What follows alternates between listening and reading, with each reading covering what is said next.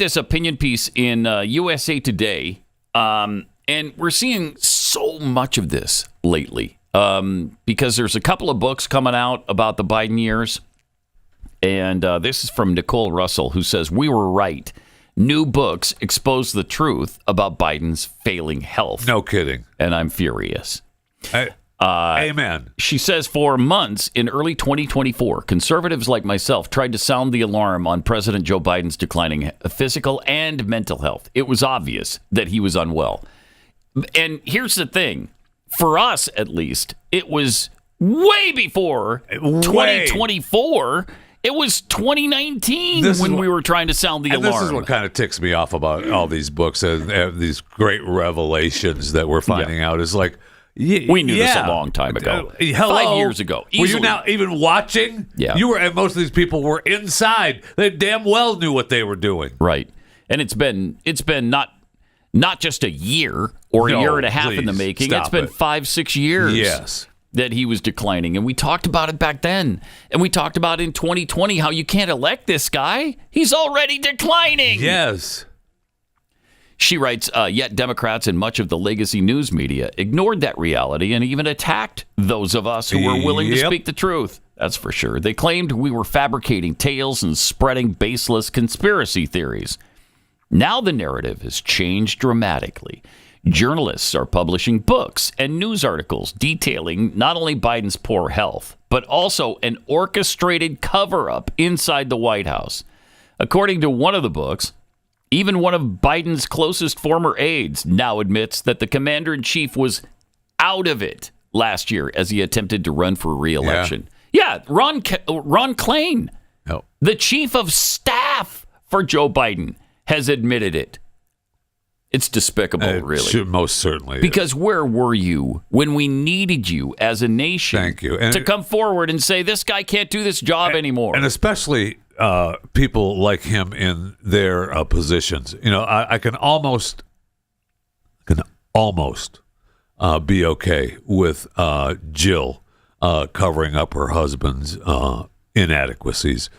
Because she wanted the power in the White House and her husband was the president and she hated him. We got it. But I can almost kind of let that one go because it's the wife. But those other people that are in positions that are supposed to be for the American people, that's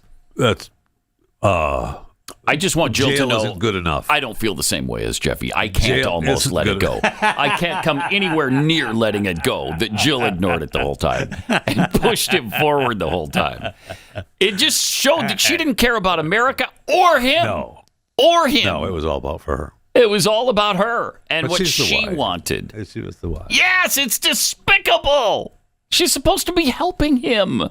Not using him, not mercilessly pushing him in front of the American people when he's not capable of doing the job. She didn't want to, but then she looked at him and went, "Oh my gosh, I hate him so much. I have to." So you're excusing her based on her hatred for her husband. I could do that. Yeah, that's kind of beautiful when you think about it. I try. That's really lovely. It's a nice sentiment, Jeffy. I didn't. But people like Klain, that's criminal. Oh, my gosh. Criminal. It's treason. It's treason. When you get right down to it, it's treason.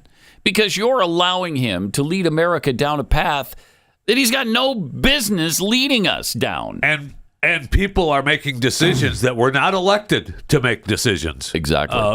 With the way this country was headed. And that's unacceptable at the very least. Sure is. Ugh, man. It pisses me off just to think of it. I know. Just so incredibly wrong. And, you know, the other aspect of that is that we were accused of being ridiculous conspiracy theorists who were just partisan hacks who just didn't like Joe Biden, blah, blah, blah. Well, and then it's all proven. And what we saw afterwards isn't what we're seeing. That's not what you saw. You didn't see Barack. Yeah, you don't see him behind the scenes, man. This guy's sharp as a tack. You did not. What you thought you saw with Barack leading him off the stage, helping him find his way off the stage, that's not what you saw. You have to look with better eyes than that. Yeah, thank you. That's kind of what we were told. Thank you. Yeah. So, Wow. I mean, it's maddening. The vindication is pretty sweet at this point, but where were you before?